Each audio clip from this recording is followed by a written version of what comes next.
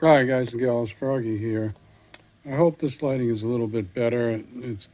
I've got the garage door open and it's not very bright out, but I've got all my inside lights on too. So this is my Smith & Wesson M&P 22 caliber that looks like an AR. And I just wanted to show you, I moved the rear sight. This is a red dot sight with no magnification on it, crimson trace. And I moved it all the way back here so that I can get a better position for my eye to look through it. I had it up about here and I moved it back. I could move it back some more if I removed this flip-up sight, but I like the flip-up sights for backup because they look right through. They look right through there, so I can get a perfect iron sights sight picture and a good red dot sight picture. So kind of like it. And then of course they do flip down like that when I'm not using them. So just wanted to show you that. Move your red dot back and forth. Maybe you already knew that, but I'm showing you.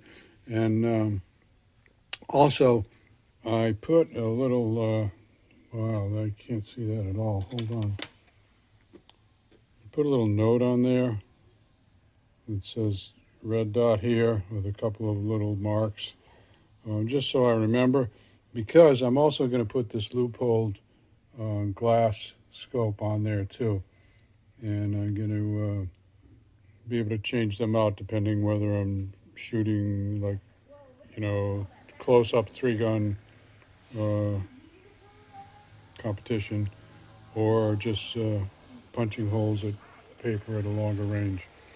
So I'll show you this too. That'll be another video. Give you a thumbs up or a like if this helps you out. Subscribe to my channel if you want more from Froggy. Ring the bell if you want notifications. Be safe. Have fun. Froggy out. Bye-bye. Sorry, I just realized I do have an adjustment on this software that I've got on the camera. So I'll just brighten it up a little bit for you there. All the information is the same, but I just wanted to brighten it up for you. There you go. Froggy out. Bye-bye.